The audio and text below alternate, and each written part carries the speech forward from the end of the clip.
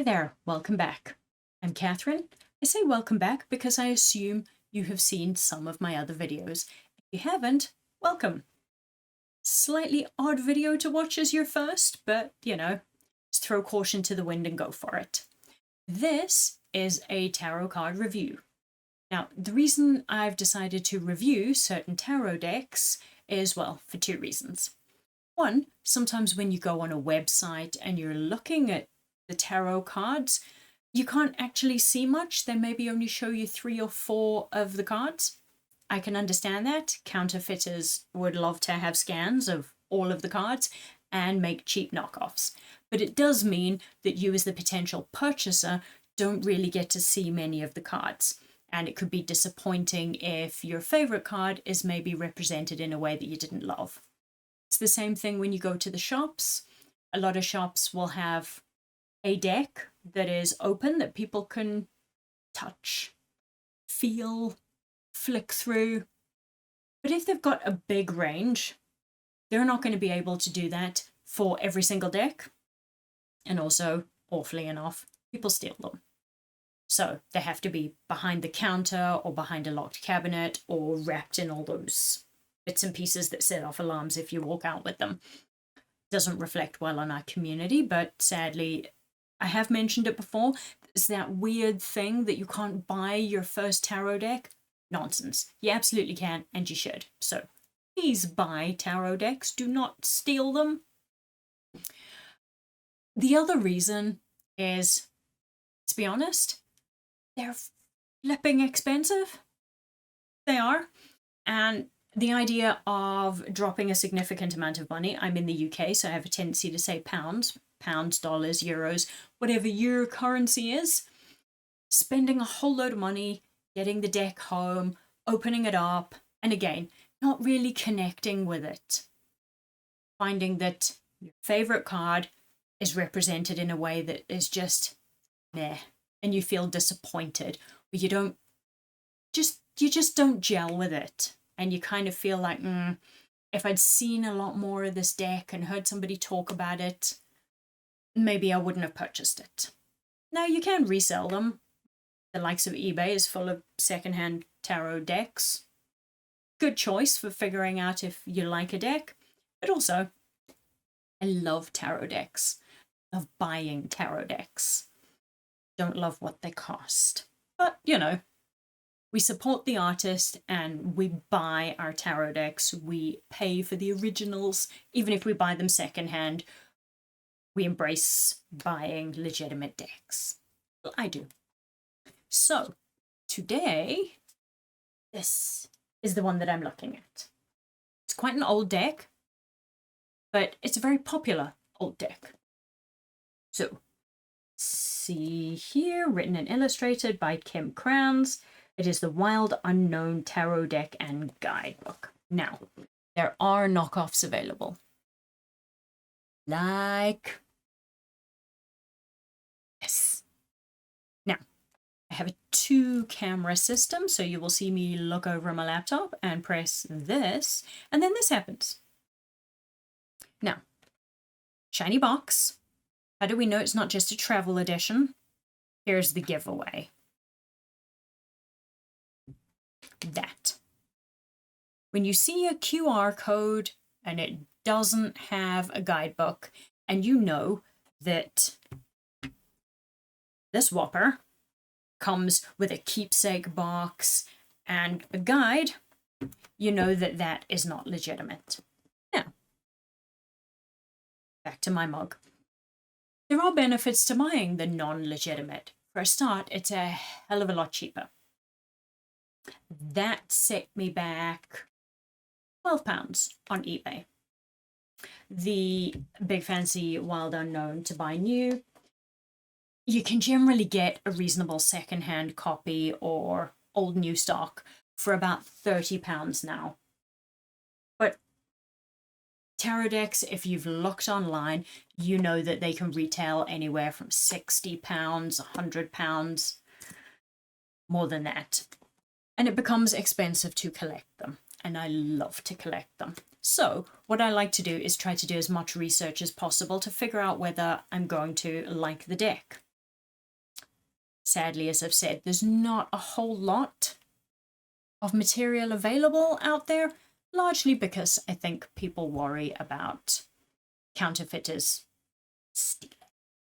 So, in the interests of helping you decide whether you want one of these, let's open her up. This seems to be a slidey sleeve.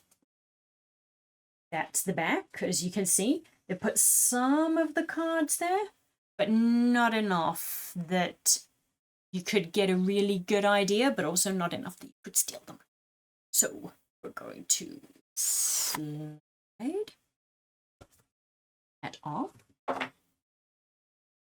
And I'm going to play around with this camera and see if we can get a good angle over here. Ooh, that's the back.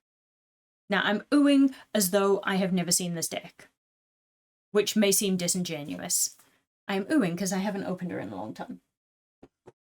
I sometimes forget how lovely the boxes are. So there, you've got the side there. And it's the keepsake box type thing. It's got the magnetic bit there. And let's open her up.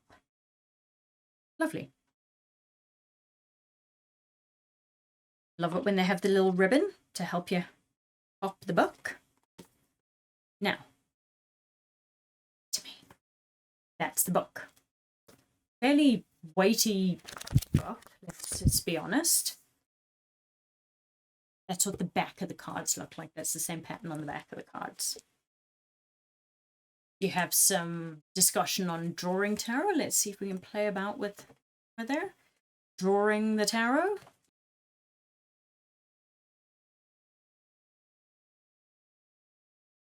And then there's obviously the bit that everybody expects. There's a play-by-play with the image of the card and a little discussion on its meaning and its interpretation and why the imagery was selected, and it's the same for all.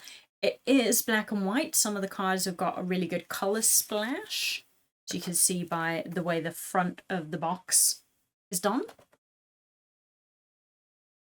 Actually put that so that you can see it. Again, ribbon, incredibly useful. Now, lovely box, looks quite sturdy and it's got wiggle over there. Now, this is technically a keepsake box. Infinity symbol, nice little details. Nice little details there.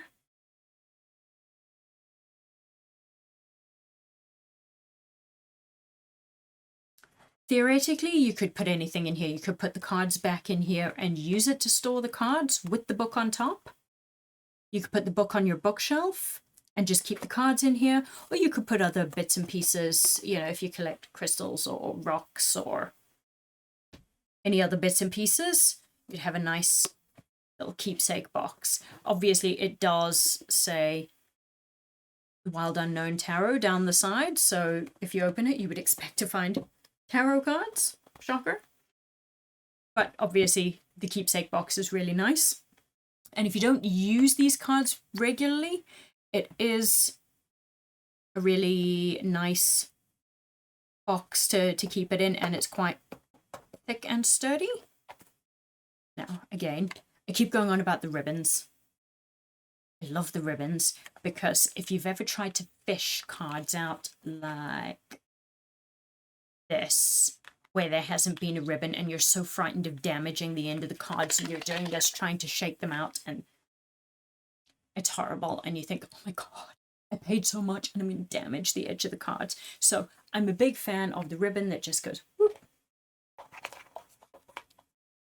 and out come the cards. Yay! Back to the cards. Now, I'm going to take our lovely keepsake box, drop it under my desk here. Take the guidebook and drop it under my desk here. Lots of dropping under the desk, as you can tell. Now, let's see what we have here. I haven't put these in any particular order because I am wildly unprofessional.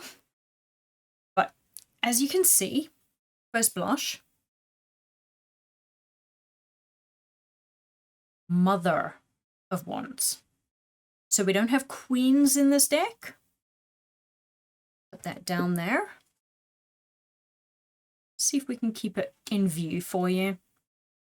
Lovely snake imagery with the wand. Daughter of Pentacles. So again, no pages, no knaves. Little splash of color. To put them somewhere where you will actually still be able to see them. And here's our first major arcana. We have the Chariot, and it's a horse. A lot of chariots are depicted as a literal chariot of some description being pulled by two animals in a traditional Rider-Waite. It is a Sphinx. This one we have one horse, and I think it communicates the message adequately.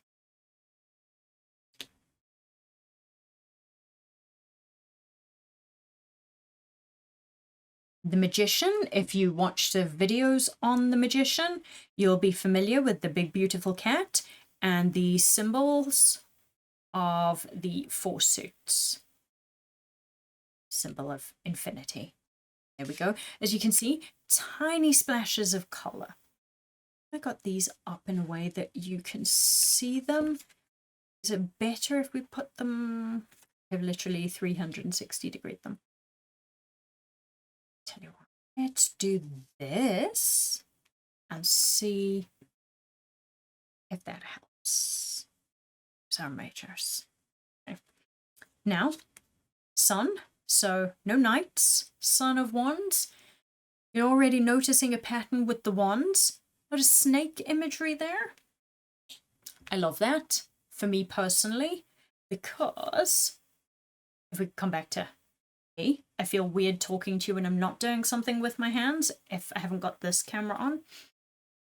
For me, the wands represent summer and they represent growth.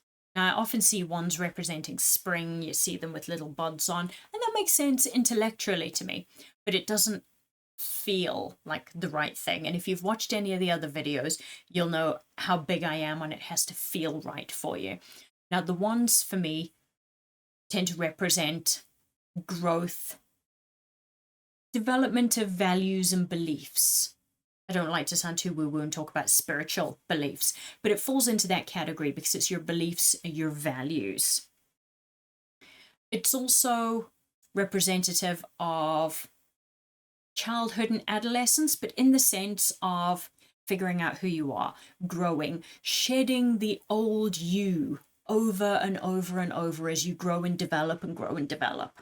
So I love the fact that in this deck, the wands are coupled quite frequently with snakes and serpent imagery. So we'll fire back to the other camera. And now you'll notice again, a lot of Roman numerals. I'm going to be really honest with you. I frickin' hate Roman numerals. It just doesn't come very naturally to me. I have to pause and kind of go, okay, X is 10, the one that's 9. 9 of wands. So it doesn't feel as natural as something that just says 3 of wands. But, you know, you get used to it. Lovely High Priestess. Again, we've got big cat imagery, little splash of color on one particular object. They've got a lovely crystal ball. If anybody was particularly eagle-eyed, you would have noticed mine in the background. She's called Minnie.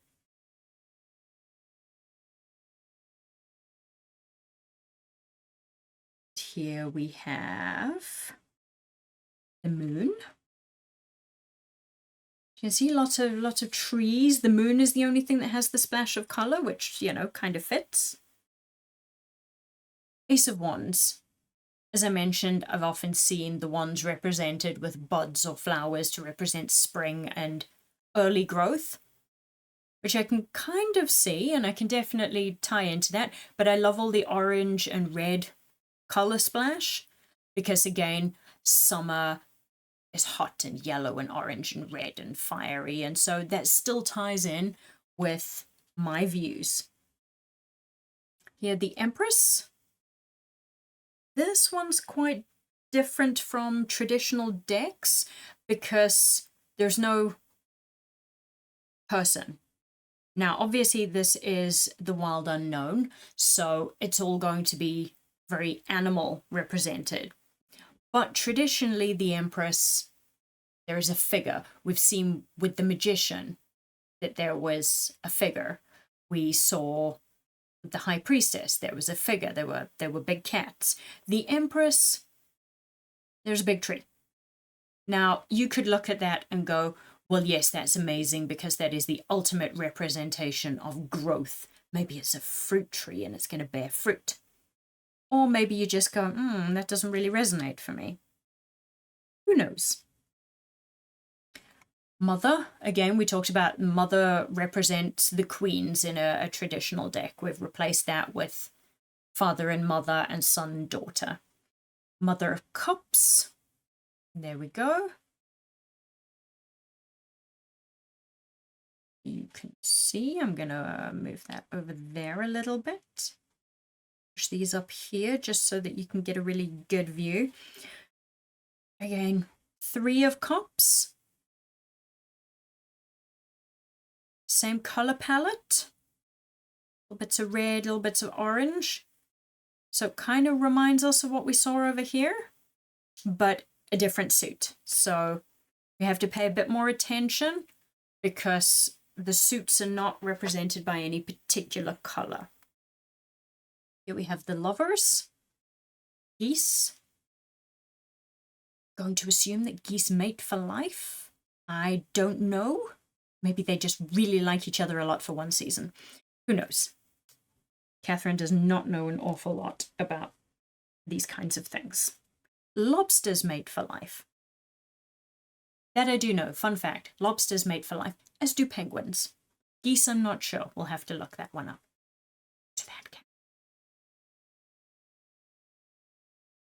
Three of Pentacles. Again, you have to assume that that's Pentacles. Seems very obvious.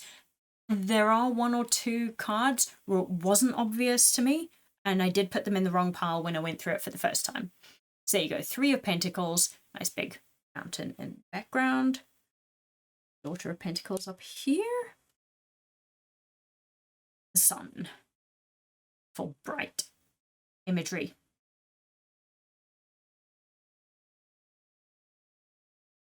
Or perhaps you think it looks a little rude. Who knows? Ten of Pentacles, more colorful this time. Could argue is that representing the rainbow. There's lots of different colors, but it also kind of looks like the rings on a tree. Just to say, there we go. Six of Cups. Now, I quite like this card because it gives very as above, so below vibes. Now, if you're unfamiliar, it's a term often used in ritual magic, high magic, witchcraft to indicate the balance and the relationship between the microcosm and the macrocosm. So you could look into more of that if you're interested, but I quite like the imagery there. That's one that sort of speaks to me personally, which is what I mean when we talk about cards that you go, oh, I don't like that representation, versus cards where you go, oh, I love that. Here we go.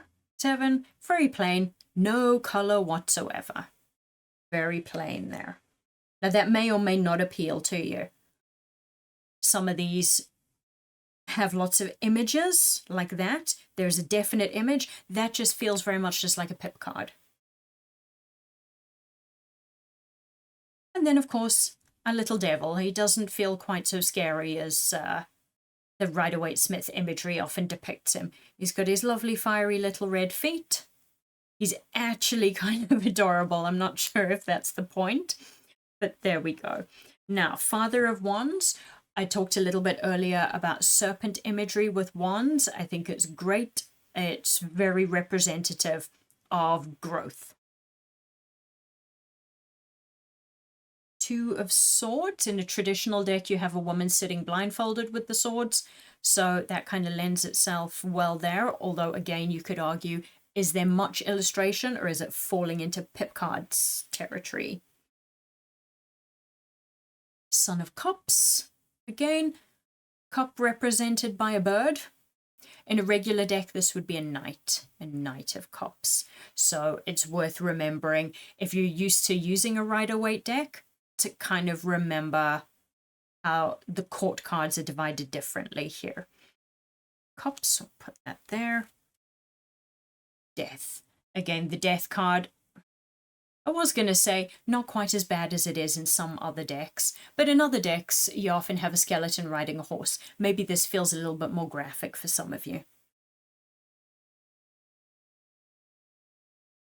Four of Cups, no color whatsoever. Have the little mouse, or is he a rat? Who knows? Cups. There we go. 10 of Wands. Again, is that an illustration? Is it a pip card? Does it kind of feel a bit Blair Witch? I don't know. You can decide. 7 of Wands. Again, it is wands, but they just do look very much like twigs. So, twigs, sticks. The only color splash there being the flame. It is very effective, though. Daughter of Swords. Lovely. Owl. You could decide if you were using this deck to read, maybe you wouldn't be worrying too much about the Rider-Waite, what the Page of Swords says. Maybe you'd be looking at the owl and thinking, what does the owl tell me? Although the owl represents wisdom, and swords traditionally represent intellect and ideas. So you can kind of see how no matter which deck you're using, the traditional meaning can be tied in no matter the deck. Let's see.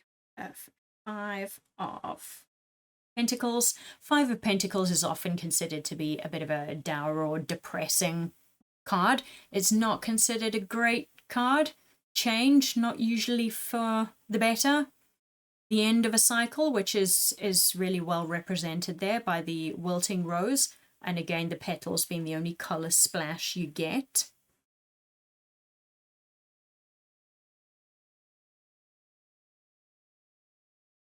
Go. Four of Wands. Again, the twigs. Some nice color splash in the background.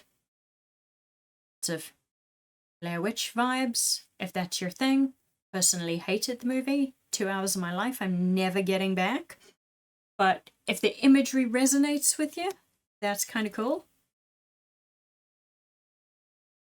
Four of Swords hanging over the little lamb. Very provocative imagery there. Could you look at that and think that means imminent danger? Again, you have to find your meanings here.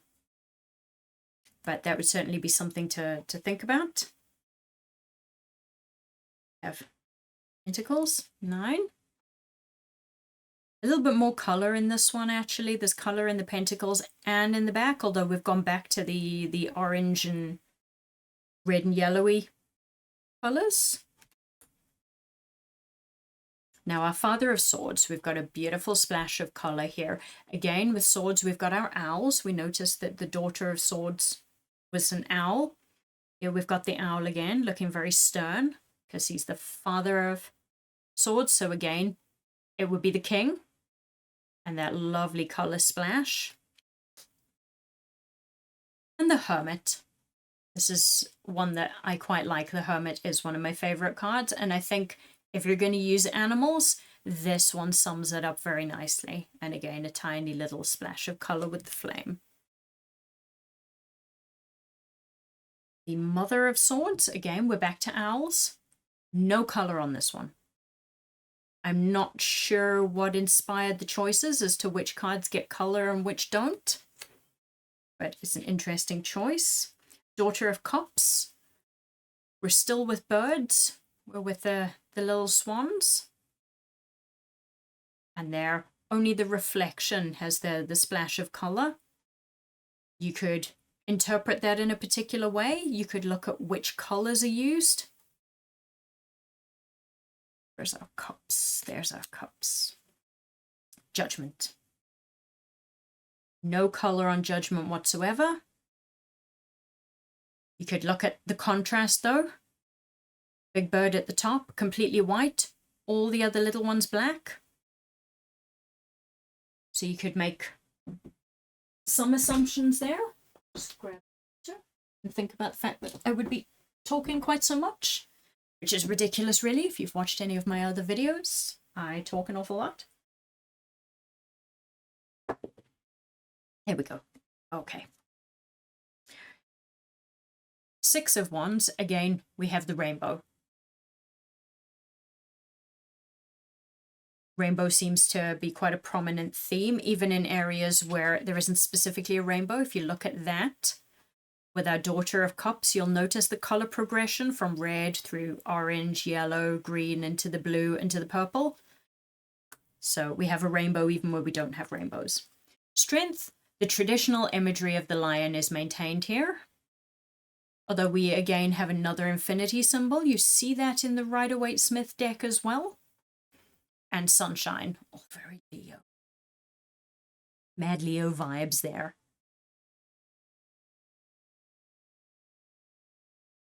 Six of Pentacles. And these are the kinds of cards where you have to look really closely, because initially when I pulled that out of the deck, it wasn't wildly obvious to me. I thought, well, okay, they're flowers. But what suit is that? What part? And I had to look really closely. We'll see if we can get it to focus to see that they're not actually flowers. They're little pentacles. So occasionally, if you're not paying particularly close attention, I'd like to think we would be, but sometimes when you're talking to a client, you're listening to them, you're looking at the cards, sometimes you're giving things a cursory glance and your brain is going, oh, well, that's such and such. And you really don't want to find anything jarring. Again, slightly rainbow color palette. We're starting with the red at the top. You can see the blue and the purple stretch into the bottom. Two of Wands. Nice color splash. And of course the star. Where do you think the color is going to go? Obviously the star. That is very pretty. And we have the Eight of Wands with a rainbow colored lightning strike. Make of that what you will. Back to Swords, again, owls, as you would have noticed by now, as we're looking at our court cards. Sons, daughters, mothers, and fathers, they tend to follow a theme. So the swords, we have seen owls. We have seen geese or swans. Let's have a look and decide whether they're geese or swans. Catherine knows very little about birds in general, although I do like birds. What do you say? Swan? We go with swan. We did have our first Daughter of Pentacles there. The first Pentacles card we had was a deer. Let's see if that maintains. And then, of course, we had the snakes with the wands. My favorite. Yes, I'm weird. Father of Pentacles with the beautiful rainbow antlers. And yes, we're sticking to the theme. Deer. Now, the Ten of Swords. If you have a Rider-Waite-Smith deck, you're aware that the Ten of Swords is some poor soul lying on the ground with 10 swords in their back. Well, if you don't like that imagery, you're probably not going to love this one. And this is one of the cards that would make me think that reading for clients with this deck, you'd have to be very cautious. Some people can be very prone to worrying about the imagery and going, oh my God, that's obviously a very negative card. I mean, will die a terrible, terrible death kind of thing that they internalize and freak out over. And so you've really got to think about your client. A note on that, if you don't know the client, it's always best to use a more neutral deck. Even a Rider-Waite-Smith deck can sometimes be considered not entirely neutral. Although it is, as I say, a good starter deck, you may have to start reading that with friends and family. But it's always a good idea to read with something a little bit more neutral, or at least try reading with something a bit more neutral and see if you gel with a more neutral deck. There are lots of different options. In fact, I'll put a video together on decks that I consider to be more neutral and are good for reading with clients that might have a slightly jumpier disposition, let's put it politely. But a lot of your clients will be new clients, people you've never read for, assuming you want to do this professionally, or that you want to read for friends of friends, or your mum's friend, or your neighbor. Or you want to be careful of the kind of imagery that's there, and more neutral decks are very helpful in that regard. Once you know somebody a little bit better, or they're coming back to you for a second or third reading, you kind of know, and you can then decide what kind of deck you read with. I have decks where I read for people I've known for a while from those decks, or if I've got a client that I know is uber gothic and loves all the dark stuff, and I can pick any deck to read with her because it's not a problem. But other people that I don't know, I'm a bit more cautious until I know them a bit better. And then if I've got a deck that I love using and I know that they're not going to be worried about the imagery, then I feel comfortable using it. But if it's somebody who you're not sure with, especially given that tarot does get a bit of a bad rep, that it's devil's work or it's witchcraft, and never mind that witchcraft is nothing to be frightened of either, but that's an entirely different video. So, assuming I made one. Topic of witchcraft aside, a lot of people are a little bit nervous about tarot, and it's better to err on the side of caution. So, to the cards. That card might be slightly problematic for you. I'm just saying is all. Now we have 10 of Cups. Lovely, brightly coloured rainbow string in the cups. Very pretty. Daughter of Wands. Again, Wands is our snake. So very, very pretty there. Temperance. Interesting. The Rider-Waite-Smith deck, Temperance, is involved with water. We see her with water. So it's quite fitting, I suppose, that she is represented by Heron in this. 8 of Cups, well, that just doesn't look like a good time, does it? Although, hey-ho, no dishes to wash. But again, we talked about negative imagery with certain clients. That one's not too bad, but it certainly isn't making anybody feel that anything good is about to happen to them. The 2, however, is nice. Nice splash of colour with the red roses. Lovely. Now, the World will look familiar because it is represented on the front of the box. That is the World card. 7 of Swords, lovely little fox, no colour this time, different styles of sword, the 7th one being under the little fox. Wheel of Fortune, nice colour splash, creepy old time. But there's actually something kind of cool about that. Here. Again, 8 of Pentacles. Pentacles just down the side, and we have the spider represented there.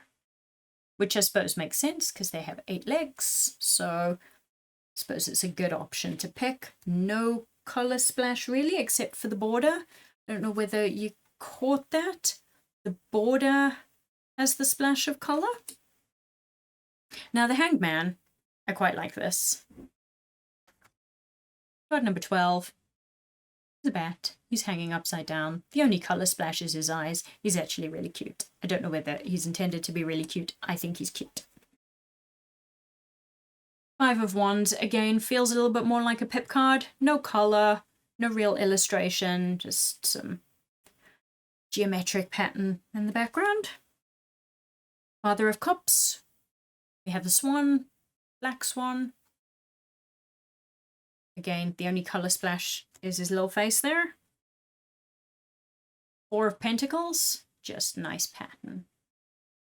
Kind of reminds me of the Rider-Waite-Smith deck where you've got the Two of Pentacles and it's the person juggling them and you've got the same imagery there, which feels a little bit like the infinity symbol. Ace of Pentacles. There's your tree rings. But also the 5 offshoots coming from them that give it a little pentacle vibe. Only splash of colour in the centre. It is quite lovely. 9 of Cups. There we go. Lots of blue, lots of water.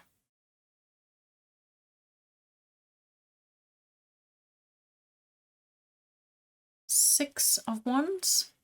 The colour is the butterfly. Lovely. Nice splash of colour. You could interpret the colours that were used, or you could look at the butterfly's symbol of growth and renewal, change, transformation, that sort of thing. Here we have the Emperor. You may remember at the beginning of the video, I was kind of umming and ahhing as to whether I liked the Empress being represented by a big tree. We have the Emperor also represented by a big tree. I suppose at least there's continuity. And again, the splash of colour is the sun.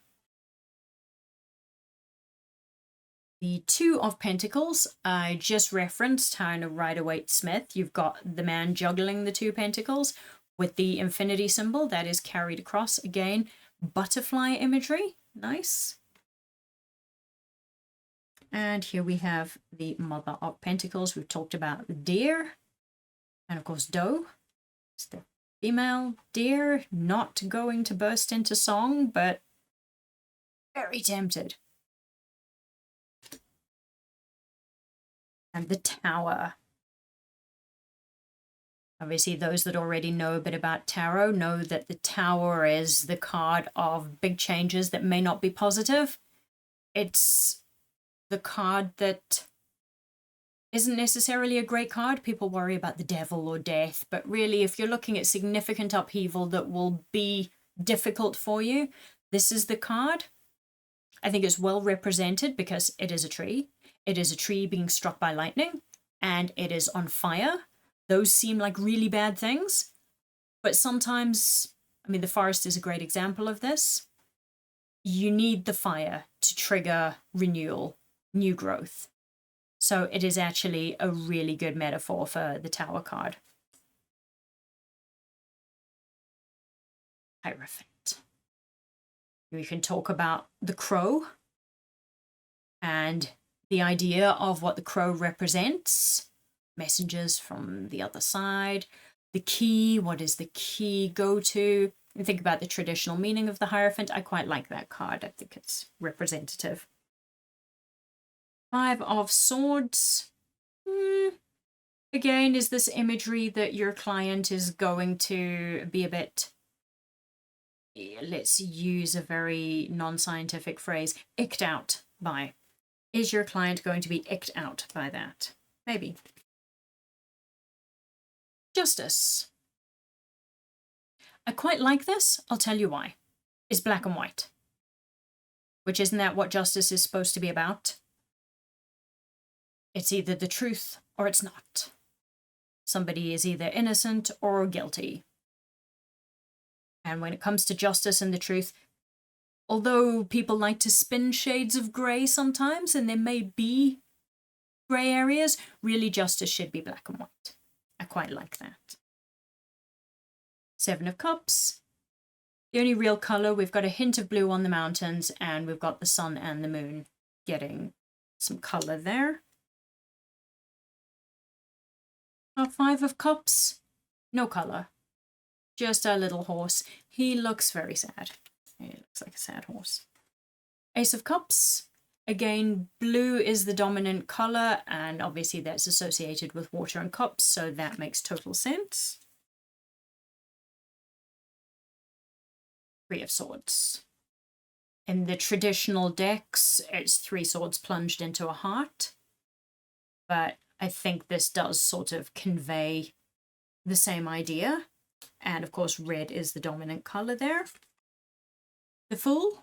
You'll see me reference this card in our little video for the guide to the Fool. I think he's a nice representation because it is all about taking a big leap of faith, having the trust and self-confidence to take that leap of faith. And I think little birds are a great representation of that. And again, we come back to somewhat ugly imagery. Nine of Swords. Some clients may not love that image. Let's be honest. Son of Pentacles. Again, lovely. The moon has got the color. We've got a deer. Deer has antlers, but not great big whopping antlers like Father had. Little antlers. The sun. More Blair Witch vibes. Three of Wands. Although I do love the color splash in the middle, I'll be honest. I think that's very effective. And one of my favorite cards is the Ace of Swords. Now, it is a little bit strange for me because the snakes have been used virtually exclusively for the court cards and the wands. So to see the snake here with the swords, it seems a little odd placement-wise, but I'll be honest, I do love the imagery, the infinity symbol that the snake is kind of making up. If you're asking how I know it's a snake, I'm just going off the pattern, what looks to be scales. That's all I'm going off. But I think it's very, very effective. And then we have an Eight of Swords. Again, that could speak to change and growth. The only color is the splash that we see on the wings of the butterfly that is getting ready to emerge. And you could tie it into a traditional meaning, or if this was a deck you were going to read with, you could combine up here. You could combine the traditional keywords with your interpretation. You could look at the guidebook. We talked about the guidebook, which is now down here. Put it at my feet. You could look at the guidebook and make notes based on what the artist has said. Got my reading glasses on. So the Three of Cups is a lovely card. It foresees you in the company of amazing friends, creating memories together that you will forever hold dear. So you could look at that and make a note and say, well, is this the friendship card? Is this important events, making memories? This is not just Friday night down the pub or the bar. This is important events with important people. You think about your spin. You look at the card. What does the card bring out? Now, with some of the other cards, if you've watched any of the little videos that I've done so far, you'll know that I talk about what colors signify. And if you're really into colors and their meaning, then some of those decks, you have the opportunity to say, okay, well, they use a lot of yellow in this card, but they hardly use any yellow in this card. This card's got lots of red. Oh, this card's got red and blue and purple. What could that mean? A deck like this one, wherever there's color, generally speaking, it's rainbow. So you're not really able to infer too much from the color choices. So if you really love being able to take the color choices and run with them, this may not be the deck for you. Still a lovely deck.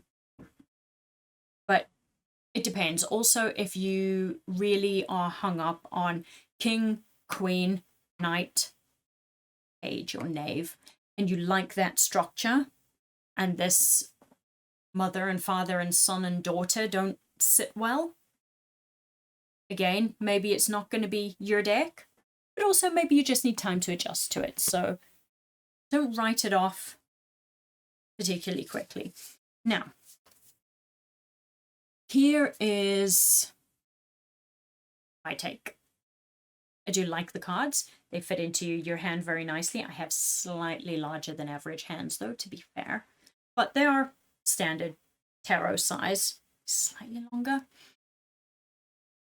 A lot of tarot cards, as we have looked at earlier, are very glossy. This is clearly for protection.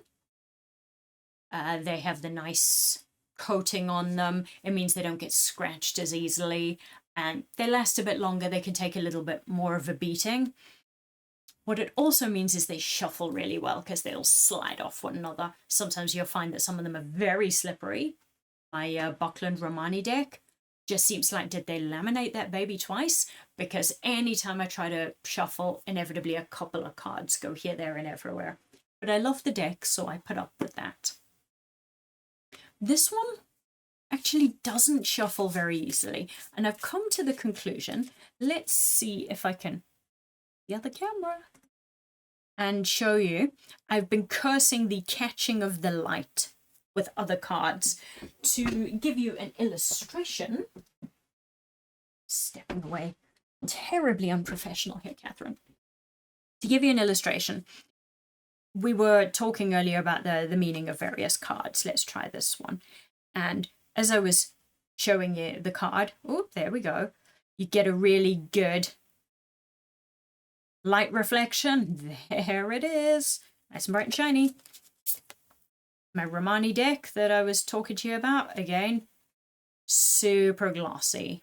You can see the sheen on that. You can see why they all like to fly out of my hands when I'm shuffling. This one, yeah, a little bit of the sheen to it. And last but not least, the Marseille.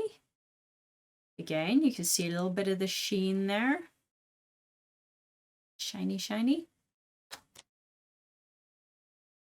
Now, it's up there. Let's see if I can illustrate the point on these. Now, if I try any which way I can, it is quite difficult to actually get any sheen. But the good old ball of light that I was getting off some of the other decks, you can't really recreate. That's about as close as a little bit. It's very diffused. Here's the reason. To me, they're not quite a matte finish. I did have a deck of tarot cards where they were virtually matte finish, and they were beautiful, but they were impossible to shuffle. How do you shuffle something that has a matte finish? It's impossible. These do not have an entirely matte finish, but they're not quite as shiny and glossy. And that means the edges just tend to catch that little bit more. And when you're shuffling them, they just don't shuffle. I've got to be slightly rougher with them than I would really like. And that bothers me. It bothers me because it means I'm probably not shuffling properly, effectively. It bothers me because I worry that if I have to be a little bit more heavy-handed, how long are the cards going to last before the corners and edges start looking, well, a little bit shit, let's be honest. And also, if you're having to manhandle them, they're not sliding nicely, you're going to get cards that are going to pop out, more likely to get a little bit damaged. So, that's our review for the Kim Krans Wild Unknown. Some of the imagery is beautiful and it really appeals to me.